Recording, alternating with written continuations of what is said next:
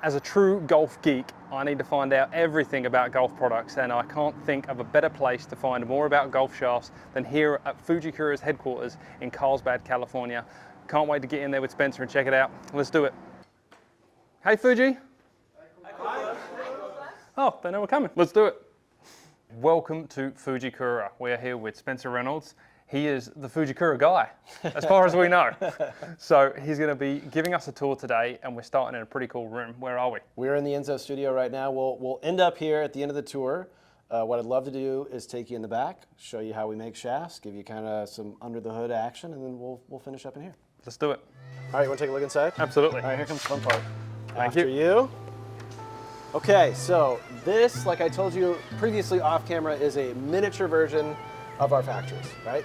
So we can actually prototype anything in here, make anything production quality in here, and what it gives us the option to do is we can see exactly how things are going to come out in mass at the factory, but in small batches. So all that starts here, in this giant freezer full of pre-preg material. Pre-preg. Right, so all these are just sheets of graphite that have carbon fiber with resin impregnated into them, and they're just kind of housed in these giant sheets. Now what you see in this freezer here is essentially all different tonnages, all different types, all different combinations of material, and when we make a shaft, it starts with a design sheet. That design sheet will come back to our team here. It will be laid out which materials to pull, and that's kind of step one. So we'll take those materials from there. I better shut the freezer so we don't melt it. Yeah, try not to do that. We do keep things at a constant temperature, so we don't want the resin to get too hot, or we need to be a little bit pliable when we work with it, but we don't need to get so warm that it starts to pool or puddle. All right, so then we'll lay everything out on this table here, map things out, let things dry a little bit, then we'll move over to a cutting table. So this is a laser-guided cutting machine, and essentially this will take a full sheet of graphite and cut it into the corresponding sort of shapes, flags that we need, plies that we need to make a golf shaft, right? So the second part of that is select a mandrel, big steel rod, just like what it sounds like, and that's what Kevin is working with right here. So a design sheet will come to Kevin. Each one of these mandrels has a clocking location etched on the top part of it. That tells him exactly where to lay out all these different plies. He will attach them by hand at first, then he'll hydraulic press them, get all the bubbles and imperfections out, and he does that again and again and again, one ply at a time. And essentially that's how we create a graphite shaft. So we're wrapping these plies on top of the steel mandrel, and then we'll heat and cure and extract the mandrel. And that's basically how a graphite shaft is made. So you can see it's all very much done by hand. This is exactly the way we do it in our factories. It starts by hand, it finishes by hand. It's a very hands-on process, which we love. There's definitely some automated pieces to it, but there's a lot of hand touch to it as well. So after he finishes that piece, we'll move it over here where he will cellophane wrap the entire thing, and this is basically prepping it before it goes into the oven. This will take any imperfections, any bubbles, anything out. We want to seal that graphite as tight as we can before we heat cure it. Once we heat cure it, everything's going to stay in the same place. So this is essentially what a wrapped version will look like. You see that cellophane wrap run all the way down. This is still on the mandrel, as you can see. That's how we will heat it. Once we're done heating it, we take it out, we let it cool. Once we let it cool, we clamp the mandrel here in this mandrel extractor. We're going to pull that steel mandrel out, and what you're left with is basically a graphite tube. And that's how you make a golf shaft. Here we go.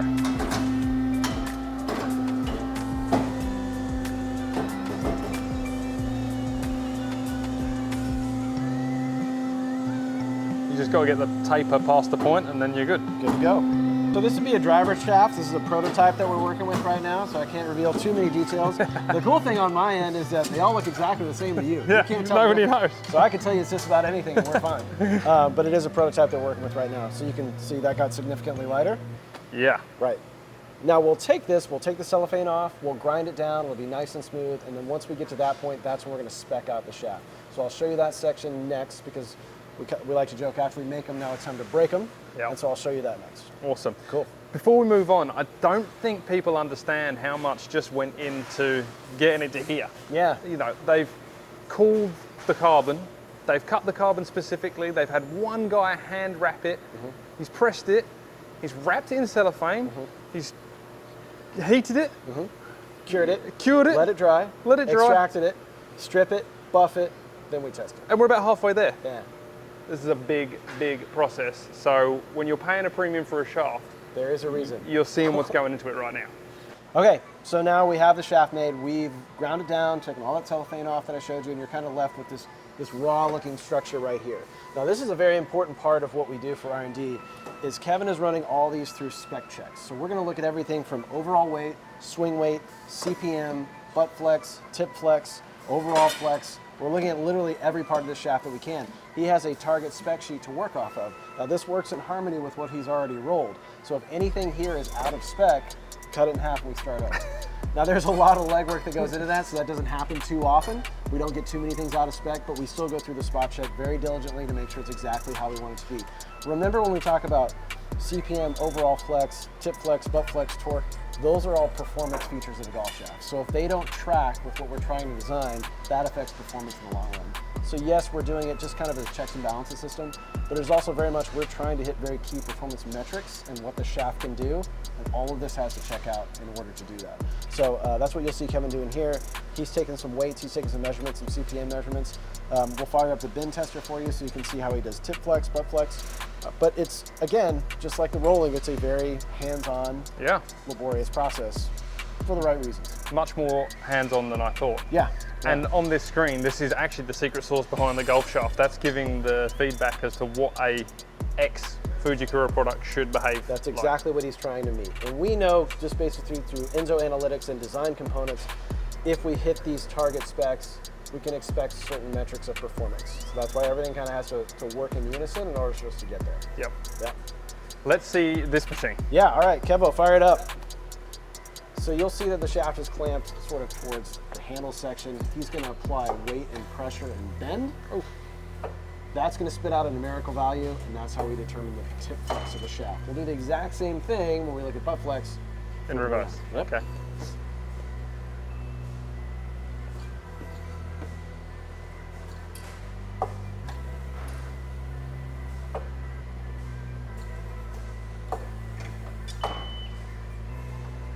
Tip clamp, butt clamp, both ends.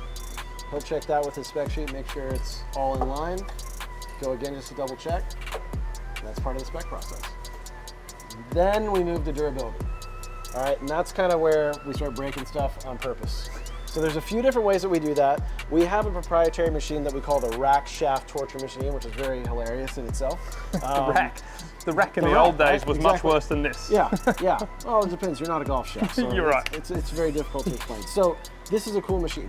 What basically happens is we'll take a golf shaft, we'll insert the tip into that setting down there, we'll clamp the handle as well, and then we'll apply pressure and bend to the shaft like this, kind of at the high part of the tip section where the shaft is most susceptible to breakage.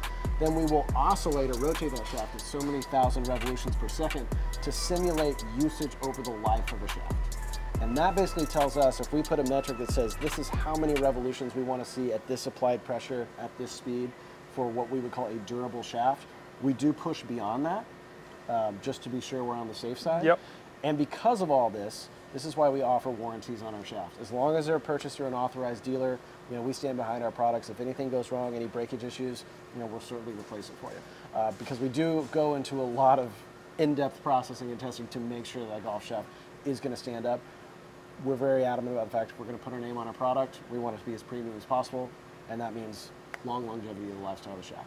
There's certain golfers out there that need like a test like that, and it's just maybe one of us outside with their golf bag and just kind of beating against the golf bag. Yeah, yeah. The other good one is just have somebody just lean on it on the tee box. Yeah, that old chestnut. As long as you possibly can. That's sort of the in the field rack test, if you will. Yeah. So that's part of it, and the other part is a breakage test, right? So we're going to apply pressure to this shaft, and we're actually going to purposely break it. Now we have metrics of how much weight and how much pressure we're applying to that shaft that it would be within our threshold of tolerance. Again, we're simulating a lifelong usage of the shaft. And just like with the rack, we have a sort of a metric that we want to hit, and we usually push a little bit beyond that just to be on the safe side. This has been more than I would have thought. Yeah. In that position. Same thing. Yeah. A shaft can really undergo quite a bit of stress before you start to see breakage happen. There we go. There it goes. All right. Just How like many that. in a batch would you break intentionally? It just depends on how much data we're trying to collect. If it's a brand new product, we want to get some bookends of basically every weight, every flex. We want to know kind of where everything falls. And then we kind of move on to the next generation. So we have a nice little library of all the metrics of what all of our shafts can really withstand. When we start working with really ultra premium materials and more sensitive materials and sort of more complex designs, we'll really keep a tight eye on this and see exactly when it breaks, how it breaks. But yeah, it's a good metric for us to know exactly how durable our shaft is. Awesome. That's a fun one. You've built the shaft. We've broken it. Tested it, you've broken it. What's the final piece? We can make it look pretty also. So we do have a full graphic and paint room. I'll show you how we do that. Like I told you, we can make an entire production sample here in this building, start to finish. We can make a prototype shaft within 5 days. Okay, last leg of the production side of the tour. Let's go take a look at paint and graphics. Awesome. Okay, so this is the paint and graphics room. Small, but it gives us everything that we need. So you'll see 3 kind of major machines in here. There's a machine behind you, and that is a decal application machine, just a heat-treated decal. Andrea will show you how that works, but essentially you're just rolling a print onto the shaft. This here is a silkscreen machine, just like printing ink on a t-shirt. It's just ink on a shaft. We use that for weight and flex, velocore logo, our branding logo sometimes. It's what comes after the decal. And then we also have kind of a next level decal machine that does larger decals. You can see it's kind of more in a horizontal configuration versus vertical. Making longer decals is always nice because you can integrate more color, more patterns, more shapes, more things like that. Just visually make the shaft a little bit more exciting. The other thing we do in here is paint. There's 2 ways you can paint. You can spray, exactly like you think about you're spraying a car, whatever it is, and then we do a pull. Ray's going to show you how you do a pull. And this is how most of our golf shafts are done. Now, things like Ventus TR are a little bit of a combo. You have some pulls, you have some sprays. Anytime you want some more vibrant, sparkly color, sprays are really good. And you can also change color, do color transitions with spray, it's cool. But as you see, most of our products have kind of a throughout base coat, and this is really how that's done. So what he's going to do is he's actually going to take this very simple looking machine, and he's going to make something really, really cool out of it. He's going to pre-mix that paint, and then he's going to fill sort of the cavern of this machine. And you can kind of see that silicone pad there with the hole in it. That's where the shaft's going to go in. He's going to tilt that back, paint's going to pool, and then he's going to pull the shaft through. What you're left with is a single smooth solid color coat of paint all the way through the shaft. So watch this is pretty cool.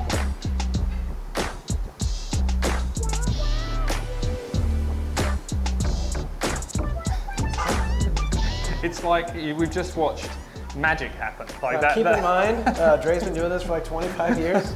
He makes it look real easy. It is not that easy. He's just really good at what he does. But you'll see all these shafts are kind of like pre-treated, right? You see some silvers, you see some blacks. We can mess with colors in a lot of ways. We can do different base coats to make the color darker and more vibrant. So we really run the full spectrum when we're looking at different colored shafts. I mean, there's not just one kind of red, there's not one kind of blue, there's not even just one kind of black or white. We've done them all. And that's kind of all starts here.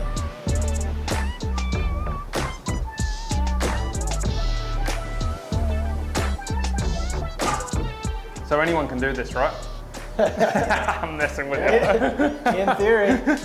I'd like to see some hand-painted golf shafts of other people doing it. In theory, you see some bumpy lumps in there. It looked like the drawing on your fridge at home as a kid. Absolutely.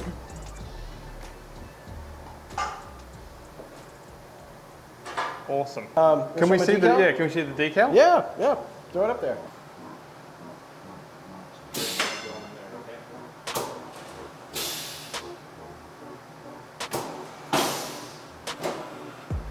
I just love how custom this feels. Do you know what I mean? I see potential for just absolutely one-off, like, hey, Spencer, so-and-so's here, you know, let's paint it this color, decal it this color. I see how hard that is. That's the scary part. It's there, right? The potential is there, and it's fun. Dre and I get to have a lot of fun together working on prototypes and stuff like that. There's some really cool stuff that unfortunately never really sees the light of day. There are some really cool prototype stuff that we do limited editions. You know, we do our stuff with Folds of Honor every year, where we run some kind of cool camo decals. We do some limited edition one-off social media giveaways. So some of it does get out, a lot of it's R&D purpose. But the fun thing about R&D is it kind of sets these big boundaries of what's possible, and then we tailor that in when we make a production product. Right. So every product that we make, we want it to be cool and fresh and unique and new. And even though this is a pretty simple sort of operation between pulling paint and rolling a decal on, a lot goes into that decal design, a lot goes into that paint. What we want for the end user is to be like, oh, it's really cool. It's a great looking golf shaft. It just takes a lot of steps to get there sometimes. Another piece I really love about this is it feels, and I know you're not making every shaft here, but the personality, you know, Kevin up there is rolling the pre-peg. He's there testing it, he's there breaking it. Dre here is painting it, it feels so personal and it is. feels so high end, and that's what you deserve for a Ventus product, or a Fujikura product as a whole. We have a very small team. Fujikura America is only about 24 employees. That includes everyone in this entire building. So everyone takes extreme ownership in what we do, and we all do a little bit of everything. So yeah, when we see a shaft on TV, it's like kind of seeing your baby grow up. We feel really proud about it because we know the steps that went into getting it there.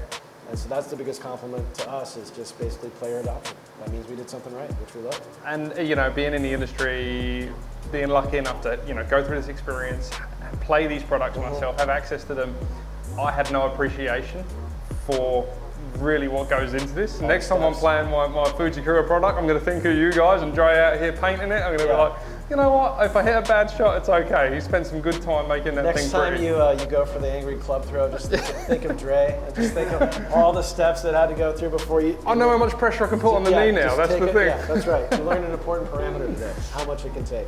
One last thing, we do some custom laser etching here. Primarily we do that for our demo products, but it's kind of a cool machine, and we'll show you how that works as well. That's it. So you can plug anything into this thing? Yeah, I'm going to show you guys kind of a Fujikura prototype logo, but all we're doing when we etch is we're just taking a layer of paint off, and you're just going to see the raw graphite in there. Okay. And that goes for any time you do it? Yeah. Can you, could you effectively, if you had a different base layer, could you just get in through the top layer into the base? It'll take more than that. It's not that precise. You'll always lose a little bit. You can't get down to the millimeter of paint, but what you can do is you can sometimes paint fill that etching. Oh, internal, yeah, right. Which is a cool way to do it. So a lot of times we do etching on a shaft that already has a darker base coat, like a black or maybe a dark blue. We can put some silver paint in that etching to make it pop out a little bit. Nice. Well, this has got a little bit of wiggle to it. Yeah. Doing a lot of work. Sick. So you get a close-up of that in there. Okay, so we did the tour of the factory, mini factory. So God knows what the full factory's like. Like that, but bigger. But way bigger. Thank you so much for taking the time. You're very welcome. You got it. And I look forward to getting into some of this Enzo stuff. Yeah, let's talk about that next. That'll be cool. Awesome. All right.